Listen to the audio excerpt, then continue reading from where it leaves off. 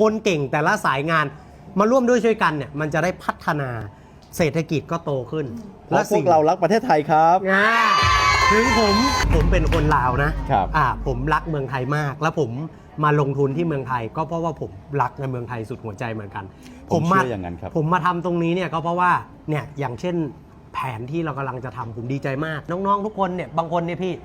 ก็ยังเรียนอยู่เนี่ยเขาก็มาทำร่วมสนุกน้องๆเขามีค่าขนมมีค่าไล่เล่าเรียนผมก็ดีใจเนี่ยน้องๆแพ็คของพี่ๆทำกิจการหลายๆอย่างเราได้มีส่วนหนึ่งในการช่วยผลักดันแบรนด์ต่างๆให้สร้างงานสร้างอาชีพอะไรผมก็ดีใจแล้วก็เป้าหมายยังอีกยาวไกลนี่คือจุดเริ่มต้นแล้วผมก็ดีใจวันนี้พูดได้เต็มปากว่าคนลาวรักประเทศไทยรักคนไทยแม่นบ่พี่น้องบ่แม่นแต่ว่าไอ้วินเลียมเนาะที่เพิ่นได้รับโอกาสจากคนไทยได้ไปสร้างชื่อเสียงให้คนลาวแล้วไปทำมาหากินอยู่ประเทศไทยแล้วก็ประสบความสำเร็จเนาะมีหลายๆคนเนาะคนลาวที่ไปประสบความสำเร็จจากคนที่อยู่ฝั่งลาวบ่มีหยังแล้วได้ไปทำงานได้ไปสร้างอนาคตอยู่ฝั่งไทยแล้วมาบ้านเฮาได้มาเฮ็ดมาสร้างได้ซื้อดิน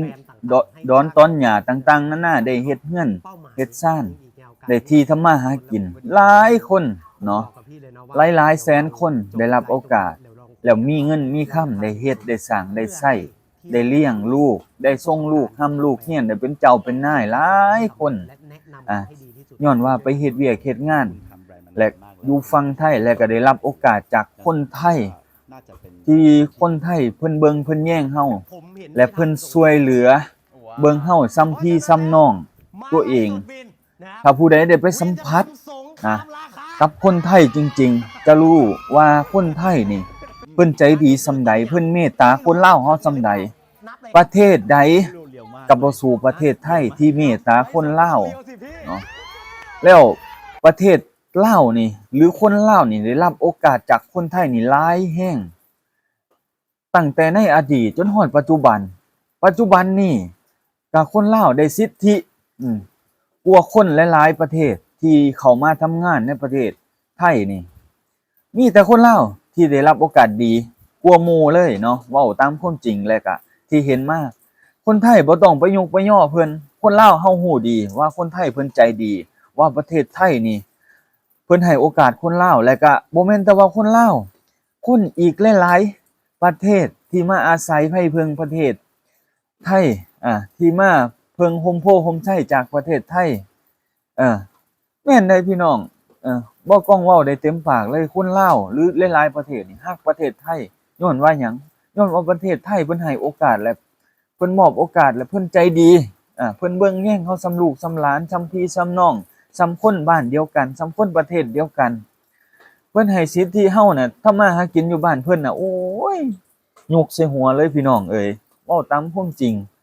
บ่แม่นแต่ว่าไอ้วินเลียมที่เพิ่นประสบความสำเร็จเพิ่นรวยส่ำใดเนาะเพิ่นไปเฮ็ดธุรกิจอยู่ฝั่งไทยเนาะเพิ่นรวยส่ำใดแต่ว่าเพิ่นบ่ลืมบุญคุณของพ่อแม่พี่น้องประเทศไทยของคนไทยที่เพิ่นมอบโอกาสให้เนาะจนว่าเฮ็ดให้เพิ่นมีเพิ่นหังเพิ่นมีเพิ่นร่ำเพิ่นรวยแต่ว่าเพิ่นบ่ลืมบุญคุณของคนไทยเวลาใดเนาะที่เพิ่นขายสิ่งขายของเพิ่นมีกำไรเพิ่นก็ตอบแทนคนไทยเพิ่นเอาไปแจกนั่นแจกนี่ช่วยเหลือต่างๆนานาที่เฮาเห็นตามสื่อออนไลน์บางที่เนาะคือเพิ่นเว้าเนาะคือไอ้วิลเลียมเพิ่นเว้าเนาะบางที่ผมก็ไม่ได้ถ่ายคือว่าเวลาเพิ่นไปช่วยเหลือเพิ่นบ่ได้ถ่ายเนาะก็คือเพิ่นบ่อยากออกสื่อปานใดเนาะเวลาเพิ่นไปช่วยเหลือเนาะพี่น้องเนาะแม่นพี่น้องเอ้ยคนเฮาบ่ลืมข้าวแดงแกงร้อนเนาะก็คือคนนั่นแหละที่จะได้รับโอกาสจากคนที่แบบเพิ่นฮักเพิ่นแพงเนาะก็คือคนไทยเนาะคือไอ้วินเลียมเนาะบ่แม่นว่าย่องเพิ่นได้พี่น้องเอ้ยไอ้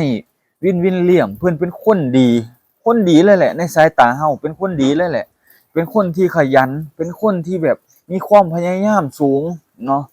เป็นคนที่บุกบืนที่สุดที่เฮาเห็นมาเนาะจากคนที่เพิ่นไลฟ์สดแบบยังบ่มีคนเบิ่งหลายจนมาฮอดปัจจุบันนี่คนเบิ่งหลักล้านหลักแสนหลัก10ล้านก็มีเนาะในคลิปแต่ละคลิปเนาะที่อ้ายเพิ่นได้เฮ็ดออกมาและถ่ายทอดให้หลายๆคน แล้วเพิ่นยังเป็นแรงผลักดันให้วัยรุ่นหลายๆคนได้เฮ็ดได้สร้างได้เดินตามเส้นทางของเพิ่นแล้วเพิ่นยังซัปพอร์ตคนค้าขายคือกันอีกเนาะแล้วเพิ่นซัปพอร์ตนิดไอดอลต่างๆนานาคนที่ยังบ่ทันประสบความสำเร็จแล้วเพิ่นผลักดันให้หลายๆคนได้บุกได้บืนได้หั่งได้มีนี่คือคนดีคนหนึงแล้วบ่แม่นว่าเพิ่นจะช่วยเหลือแต่ประเทศไทยที่เพิ่นได้ไปอาศัยไผเพิงแล้วเวลาประเทศลาวเดือดร้อนหรือเจออุทกภัยต่างๆนานาเนาะยุกใส่หัวเลยพี่น้องเอ้ยอ้ายเพิ่นสุดยอดอีหลีเพิ่นบ่ลืมแผ่นดินบ้านเกิดเมืองนอนแล้วเพิ่นบ่ลืมแผ่นดินที่เพิ่นไปอาศัยอยู่แล้วได้เฮ็ดได้สร้างได้หั่งได้มีคือประเทศไทยเลยพี่น้องนี่คือไอ้วินวินเลียมเนาะยามคนไทยเพิ่นเดือดร้อนเพิ่นไปซอยเพิ่นไปซัปพอร์ตนี่เพิ่นบ่ลืมข้าวแดงแกงร้อนที่คนไทยให้แล้วคนไทยฮักแพงคนดีเนาะซัปพอร์ตคนดีช่วยเหลือคนดีนี่คือเมืองไทยเมืองพุทธเมืองที่เป็นศาสนาแผ่นทองเนาะบ่แม่นเว้าว่าย่องยุกย่อต่างๆนานาไผสิเว้าก็สร้างเนาะเห็นความเป็นจริงแบบนี้เบ้ากล้องเห็นความเป็นจริงแบบนี้แล้วก็สัมผัสมาแล้วคนลาวอีกหลายๆคนได้ไปสัมผัสมาว่าคนไทยนี่ใจดีว่าเพิ่นนี่เบิ่งแย่งเฮานี่ซ้ำพี่ซ้ำน้องจริงบ่สำหรับเบากล้องจริงเพิ่นเบิ่งเฮานี่คือลูกคือหลานนี่เพิ่นเบิ่งเฮาคือลูกคือหลานบางทีเฮาเดือดร้อนยามไปเฮ็ดเวยกเฮ็ดงานนี่ซักหน้าบ่ถึงหลังเงินเดือนบ่ทันออกนี่เฮานี่ไปเลยหาเจ้านายนี่เจ้านายครับผมมีความเดือดร้อนอีหลีเนาะผมมีความจำเป็นอีหลีที่ต้องใช้เงินผมขอเบิกซอยพ่อซอยแม่ผมได้บ่หัวหน้าเจ้านายครับนี่คือ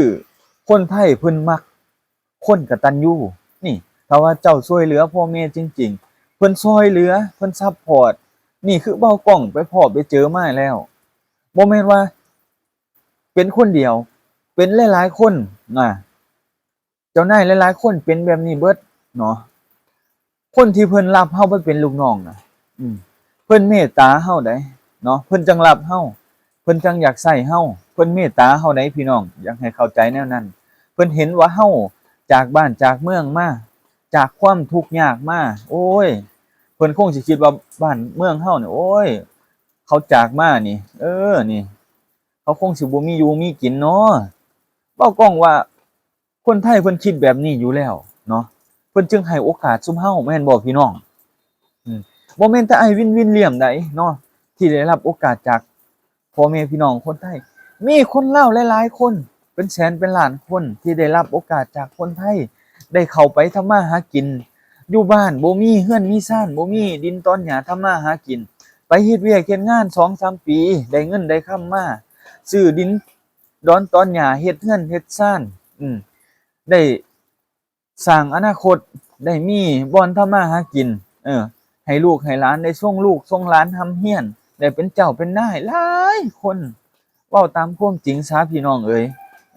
เฮาบ่ต้องไปแอบอ้างเฮาเว้าตามความจริงเป๊ะๆเว้าให้พี่น้องได้ฟังเลยเนาะบ่ว่าจังได๋ดอกพี่น้องเอ้ยเห็นมาจังซั่นเลยเว้าให้พี่น้องฟังแล้วบ่แม่นแต่ว่าเว้ากล้องไปสัมผัสเองเนาะอีกหลายๆคนคนลาวนี่ที่ไปสัมผัสเนาะว่าคนไทยเพิ่นดีแนวใดเนาะพี่น้องเนาะนี่คือบ่าวกล้องนี่มีพี่มีน้องเป็นคนไทยเนาะบ่แม่นว่าสายเลือดเดียวกันเด้พี่น้องเอ้ยเป็นพี่เป็นน้องคือหยังเป็นพี่เป็นน้องนี่แหละไปมาหาสู่กันค้าขายทำมาหากินนำกันนี่บางทีเฮาได้ของฝากไปให้เพิ่นก็บ่น้อยหน้าเฮาได้เพิ่นก็เอาของฝากมาฝากเฮาคือเฮาได้กบได้เขียดนี่ไปฝากเพิ่นนี่โอ้ยเพิ่นไปซื้อหมากหมอกหมากไม้หมากองุ่นอาหารทะเลที่บ้านเฮาบ่มีเพิ่นมาให้เฮาโอ้ยพี่น้องเอ้ยยกใส่หัวเลยจะแม่นเพิ่นใจดีจะแม่นเพิ่นคิดใส่เฮาเนาะพี่น้องเนาะนี่แหละคือเวลาเฮาเดือดร้อนหรือเจ็บป่วยได้ไข้บ้านเฮารับบ่ไหวหรือว่าเฮาใกล้ชิดหรือว่าไปง่ายมาง่ายข้ามไปรักษาอยู่ฝั่งไทยก็ได้รับโอกาสจากฝั่งไทยหลายแห่งคนไปปีนไปปัวเศร้าอยู่ประเทศไทยนี่หลายแห่งพี่น้องเอ้ย แล้วเวลาอังเทื่อเฮานี่เป็นคนบ่หังบ่มีเป็นคนแบบขาดทรัพย์สินเงินทองเนาะไปเว้าเวลารักษาสมมุติ 15,000 16,000เนาะที่เบากล้องสัมผัสมาแล้วก็เคยไปรักษากับตัวเนาะไปสัมผัสมาเลยแหละว่าเฮานี่บ่มีเงินมีคำจังซั่นจังซี่บอกเพิ่นก็เฮาบ่มีอีหลีนี่แหละพี่น้องเอ้ยเพิ่นก็เอาเฮาน่ะเป็นคนไข้อนาถาเนาะแม่นบ่พี่น้องเป็นคนบ่มีเนาะเพิ่นก็เก็บเฮาราคาที่สู้ได้ส่ำใดเพิ่นก็ถามเฮาว่ามีส่ำใดพ่อแม่เอ้ยโอ้ยอันนี้เบากล้องรอดมาได้ย้อนโรงพยาบาลประเทศไทยเว้าจังซี่ซะเบากล้องรอดมายังบ่เคยได้เว้าให้ผู้ใดฟังเลยว่าเบากล้องเคยเกือบตายเนาะแล้วพ่อแม่เบากล้องบ่มีเงินมีคำแล้วได้ความช่วยเหลือจากพ่อแม่พี่น้องคนไทยเนาะญาติพี่น้องมาเว้าเพิ่นส่งเบากล้องเขาไปรักษาอยู่ประเทศไทยอยู่อำเภอเขมราชนี่โรงพยาบาลเขมราชนี่พี่น้องเบากล้องจนได้นอนซอกนะส่ำใดนะพี่น้องเอ้ยเนาะเพิ่นว่าค่ารักษาเบากล้องนอนอาทิตย์นึงนอนอยู่โรงพยาบาลนอนอาทิตย์นึงนอนรักษาโตเลยแหละ นอนไปโอ้ยพี่น้องเอ้ยหมอน่ะดีเพิ่นเข้ามาเยี่ยมมายามบ่กล้องมาถามข่าวเพิ่นรักษาบ่กล้องนะจักพยาบาลโอ้ยจะแม่นเพิ่นใจดีเอาอีหลีซะพี่น้องเอ้ยบางคนเพิ่นดีอีหลีเพิ่นสงสารเฮาหั่นนะเพิ่นว่าเฮาน่ะบ่หังบ่มีเพราะเพิ่นก็คงสิเห็นว่าบ้านเฮาการเป็นอยู่บ้านเฮาเป็นแนวใดเนาะเพิ่นคงสิฮู้เนาะพี่น้องเนาะเพิ่นเลยเมตตาซุมเฮาเนาะพี่น้องเนาะนี่แหละพี่น้องเอ้ยน้ำจิตน้ำใจคนไทยนะเห็นบอกเบากล้องรักษาค่ารักษาเบากล้อง16,000 17,000นะพี่น้องหรือว่าหลายกว่าหันหรือว่าเพิ่นอยากช่วยเหลือเพิ่นเลย16,000 17,000เนาะหรือว่าน่าสิหลายกว่าหันแล้วเบากล้องคิดเลยเพราะว่านอนโรงพยาบาลพี่น้องเอ้ยนอนโรงพยาบาลเนาะน่าสิค่ารักษาแพงกว่าหันแท้ๆเบากล้องว่าเพิ่น16,000 17,000เนาะแม่เบากล้องก็เลยเข้าไปหาเพิ่นเนาะไปกราบจังซี่แหล้วพี่น้องแม่บ่กล้องแต่คนบ่มีเนาะพี่น้องเฮ็ดจังได๋ซะเนาะคนบ่มีก็ต้องได้ยอมเนาะได้ยอมกราบยอมไหว้แหละพี่น้องแต่ว่าก็พอกราบพอไหว้คนที่เพิ่นช่วยเหลือเฮาคนที่เพิ่นมีบุญคุณต่อเฮาบ่กล้องเว้าจังซั่นซะเนาะบ่กล้องบ่เคยแบบจังได๋พี่น้องบ่เคยแบบว่าแบบเคยเห็นแบบนี้คนที่ช่วยเหลือเฮาเลยช่วยเหลืออีหลีอีหลอนี่คือหมอคนไทยนี่เพิ่นช่วยเหลือเบากล้องนี่เนาะเพิ่นเว้า16,000 17,000เนาะว่าแม่เบากล้องก็เลยตอบอัน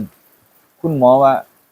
อันหนูบ่มีแม่เบากล้องว่าเนาะหนูบ่มีท่านหมอเอ้ยคุณหมอเอ้ยแม่เบากล้องว่าเนาะลูกก็ไปเฮ็ดเวียกเฮ็ดงานมาบ่ได้เงินเนาะก็คือว่าเบากล้องไปตอนนั้นก็คือบ่ค่อยมีเงินปานใดเนาะเฮ็ดงานก็ได้เพราะว่าเงินเดือนเบากล้อง4,500ตอนนั้นเนาะแต่ละเดือนมาบ่กล้องก็ใช้แหน่แล้วก็ฝากให้แม่แหน่เดือนละ 1,000 2,000 พี่น้องแล้วก็ซื้อสิ่งซื้อของตอนส่งวัยรุ่นเนาะตอนนั้นเนาะเพิ่นก็ว่าเนาะพี่น้องเนาะเอาแม่สู้ได้ส่ำใดท่านหมอเพิ่นเว้าคุณหมอเพิ่นเว้าแม่สู้ได้ส่ำใดครับแม่มีกำลังส่ำใดครับเพิ่นถามแม่บ่กล้องก็เลยว่าอันหนูมี 5,000 ค่ะแม่บ่กล้องว่าเนาะแม่สู้ได้ส่ำนี้ก็แม่ให้ผมส่ำนี้ก็ได้ผมก็เฮ็ดบุญให้น้องเพิ่นช่วยน้องเพิ่นคำนี่แหละเบากล้องอินมาตลอดเลยแล้วก็บ่ลืมบุญคุณนี่เบากล้องบ่ทันได้เล่าให้ผู้ใดฟังเลยพี่น้องเอ้ยนี่คือความดีของคนไทยแล้วก็อีกหลายๆคนที่ไปพ้อไปเห็นแบบลักษณะเบากล้องนี่เนาะพี่น้องเนาะเว้าจังซั่นซะคนไทยเพิ่นใจดีจริงๆเนาะใจดีจริงๆเฮ็ดให้เฮาเห็นว่าเนาะเฮ็ดให้เฮาเห็นว่าคนไทยนี่เพิ่นเบิ่งเฮาคือแบบลูกเบิ่งแบบว่าพ่อเบิ่งลูกเลยเนาะคือแบบพี่แบบน้องนะพี่น้องเบิ่งอาศัยกันนะนี่แหละพี่น้องแล้วเฮาเด้อพี่น้องเว้าตามความจริงเนาะเฮาก็บ่ลืมบุญคุณพ่อแม่พี่น้องคนไทยนี่คือน้องเบากล้องป่วยนี่คือน้องเบากล้องถูกไฟคอกนี่เนาะมาเป็นเคยนี่พี่น้องเพิ่นได้รับความช่วยเหลือจากคนไทยหลายคนได้เนาะที่เพิ่นช่วยเหลือเข้ามาคนละ10-20 บาทเนาะก็รวบรวมให้น้องจนได้ซื้อค่ายุ้มค่ายาบ่กล้องนะย้อนว่าได้รับอันกำลังใจจากคนไทยเนาะพี่น้องเนาะแล้วก็อีกหลายๆคนเนาะพี่น้องเนาะเฮาท ฮักประเทศไทยเว้าได้เต็มปากเนาะฮักประเทศไทยฮักคนไทยที่เพิ่นช่วยเหลือเฮาเนาะพี่น้องเนาะขอบคุณหลายๆเด้อพี่น้องเอ้ยถ้าว่ากล้องเว้าผิดไปจังไดก็ต้องขอโทษขออภัยเนาะพี่น้องเนาะเพราะว่าบ่กล้องก็เว้าตามความรู้สึกเจ้าของเนาะสิไปหลอกลวงความรู้สึกเจ้าของก็บ่ได้ที่เว้าออกมาเนาะพี่น้องเนาะก็คือเฮาการที่เฮาเว้าออกมาถ่ายทอดให้พี่น้องได้ฟังก็คือเฮาถ่ายทอดออกจากใจเฮาและก็จิตสำนึกที่เฮามีต่อคนไทยเนาะพี่น้องเนาะที่ได้รับมาเนาะพี่น้องเนาะขอบคุณหลายๆเด้อพี่น้องที่ให้การซัพพอร์ตบ่าวกล้องช่วยเหลือบ่าวกล้องเนาะขอบคุณครับพ่อแม่พี่น้องทุกคนเด้อ